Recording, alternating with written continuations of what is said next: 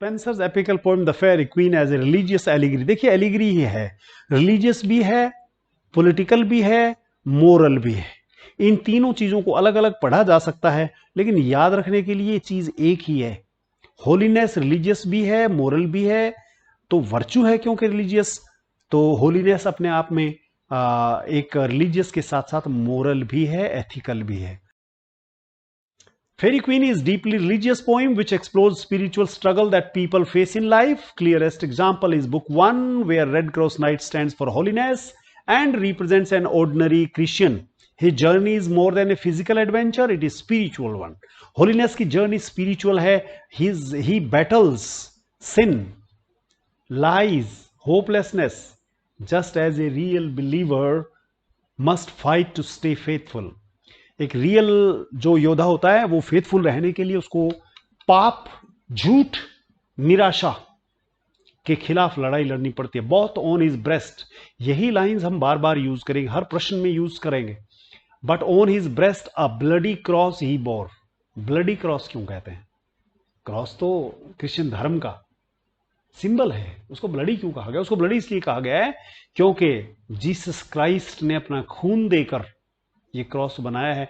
Jesus Christ के body के ऊपर नेल्स गाड़ी गई थी, उसको सूली पे चढ़ाया गया था। क्रॉस का सी कैपिटल जीसस क्राइस्ट है ये, इसलिए on his breast a bloody cross he bore.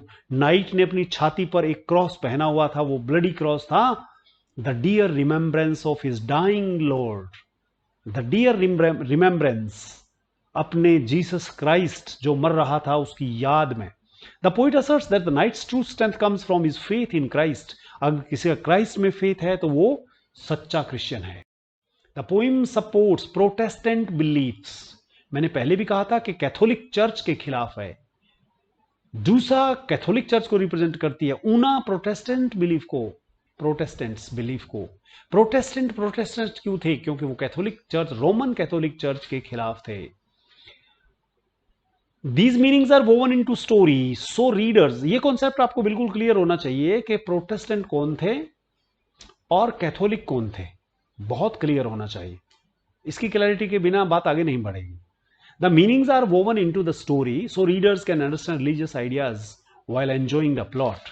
इस प्लॉट को एंजॉय करते हुए आप देखें कि रिलीजियस आइडियाज इसमें है। The final battle between red cross and the dragon shows the fight between good and evil. देखिए दशहरा, अच्छाई की बुराई पर जीत, ठीक उसी तरह से रेड क्रॉस नाइट अच्छाई का और ड्रैगन बुराई का प्रतीक है। Red cross wins only after learning to be humble. Red cross humble होकर के भी, राम को कितना हम्बल दिखाया गया देखिए, हैमलेट को कितना हम्बल दिखाया गया देखिए। तो जो वीर होगा, जो बहादुर होगा, वो हम्बल होगा, वो अकड़ू नहीं होगा कभी। To trust in God's grace, और इसीलिए गॉड की ग्रेस जो है उसमें विश्वास दिखाया। Spencer's message is also full of hope and optimism. Message जो रिलीजियस मैसेज दिया है स्पेंसर ने, वो क्या कहा है? For their is nothing lost, अरे कुछ नहीं गया है अभी।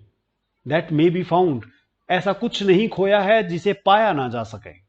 इफ सॉट, दुनिया में ऐसी कोई चीज नहीं है जो खो गई है, जो मिल ना सके। अगर आप प्रयास करो तो किसी भी एग्जाम का रिजल्ट भी, आपका रोल नंबर पास की लिस्ट में मिल सकता है। It means that no matter how lost someone feels spiritually, they can always find their way back through effort and faith. इसका मतलब क्या है? That no matter how low someone feels, आदमी कितना भी हारा हुआ महसूस क्यों ना करे, वो हमेशा फाइट बैक कर सकता है, एफर्ट करके जीत सकता है। This shows Spencer's protestant belief.